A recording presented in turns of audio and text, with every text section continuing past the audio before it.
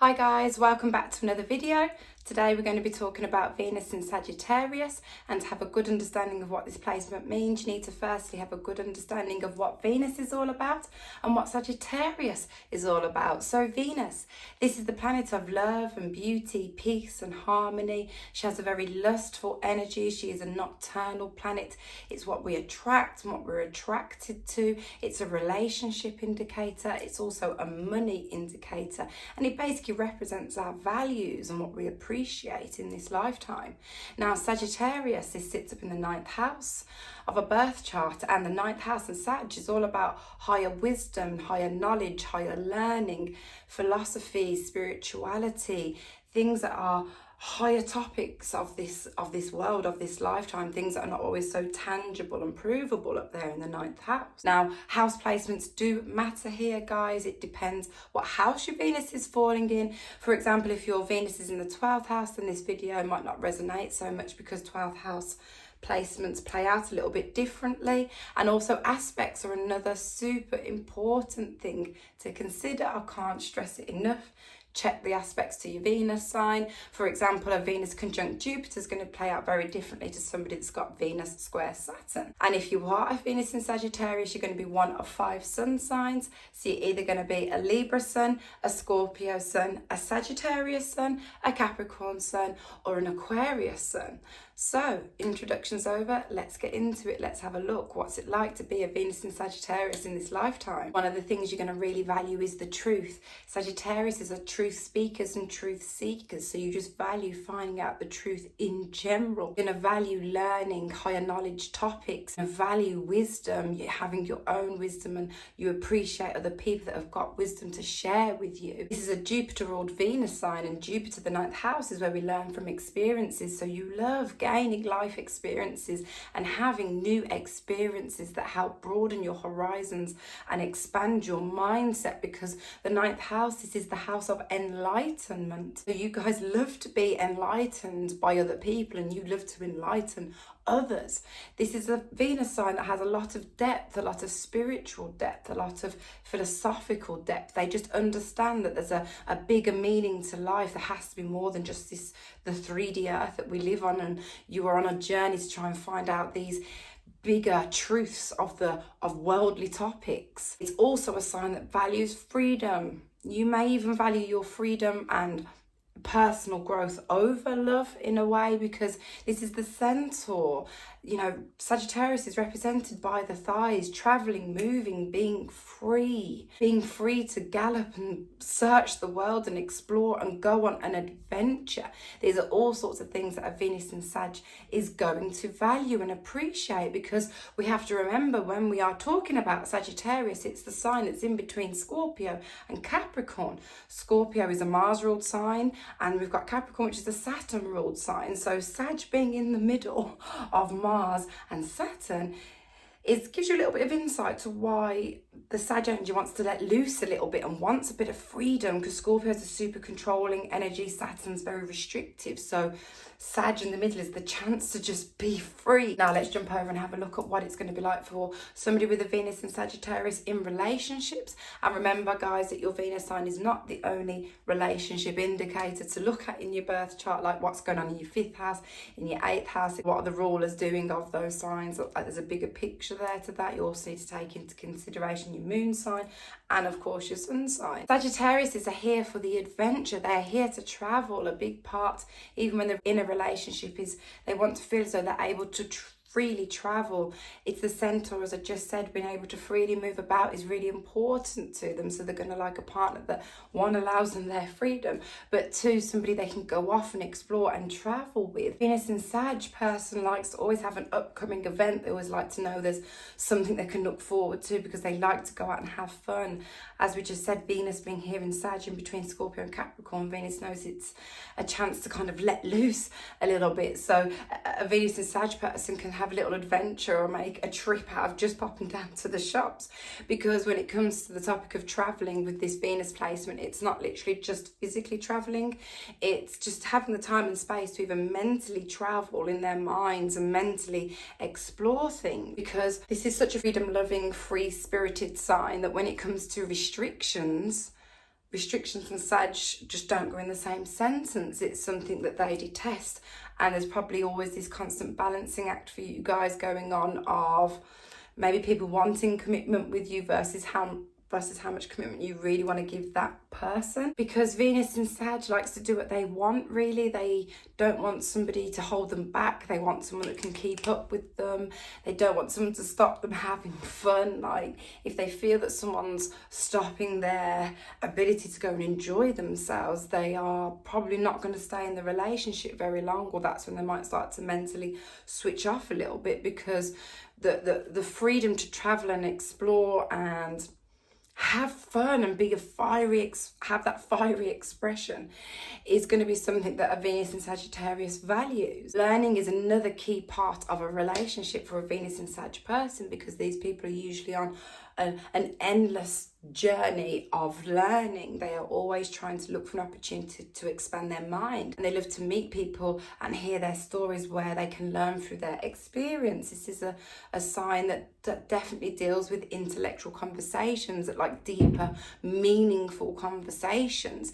They want another partner to have a strong mind. They'd love a partner who has worldly knowledge and is a cultured person and is diverse and has a variety and multitude of things to discuss with the Venus in Sag person, because this is somebody that has a global perspective on things, especially if you've got your Mercury in this sign as well, if you've got your Mercury in Sag. So gaining wisdom and knowledge in a relationship is definitely going to be a key part. They're not going to want someone that isn't interested in learning or broadening their mindset or horizons, or doesn't want to gain any new life experience. It will kind of put you off. The Sag archetype can also be quite preachy. It's definitely known for being preachy and opinionated. So you might be quite an opinionated person and quite forceful with your opinions.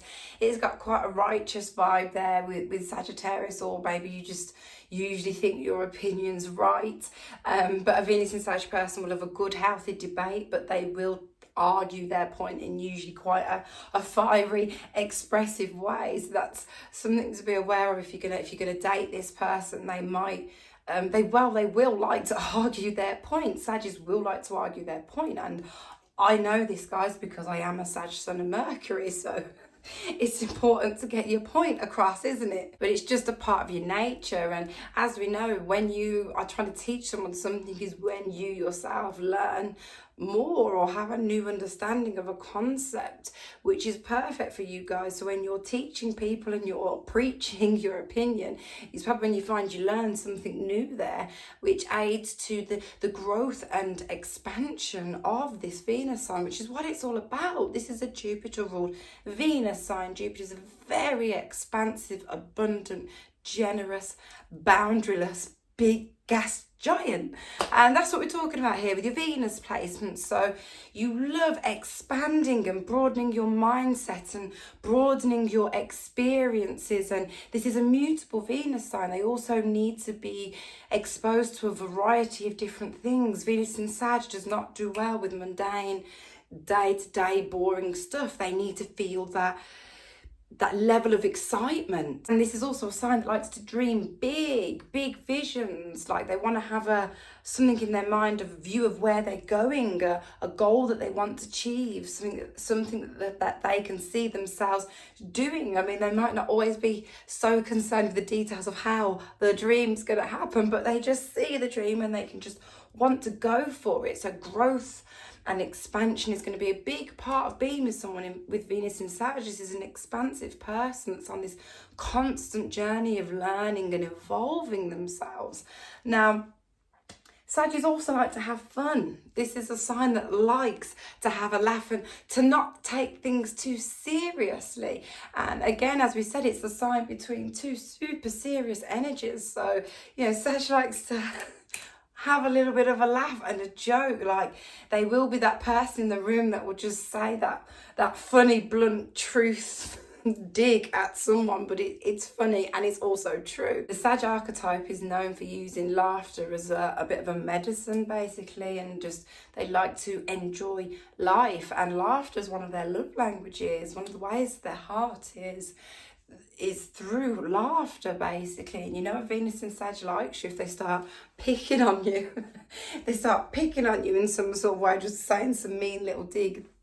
That's them just being a little bit flirty sort of thing, because they love a fun, random event, a spontaneous activity, something that wasn't planned. They love to go out and dance and sort of let loose, basically. And like Venus in Sagittarius, I'm sure you know that once you decide, if you walk into a room and you decide to turn on the Venus in Sag energy, then that room is about to get lit, because it's fire. It's the mutable fire. This is not containable. So they do love a party and can be quite a vibrant energy in a room, especially in a party scene. Like, these people know how to hype the room up. Let's have a little think about the types of person that somebody with this placement might attract. I mean, on the whole, on average, you're going to prefer an extroverted type person, maybe not so much for the Scorpio suns, Capricorn suns, but for the Libra suns, Sag suns and Aquarius suns, probably prefer a more extroverted, out there type of person.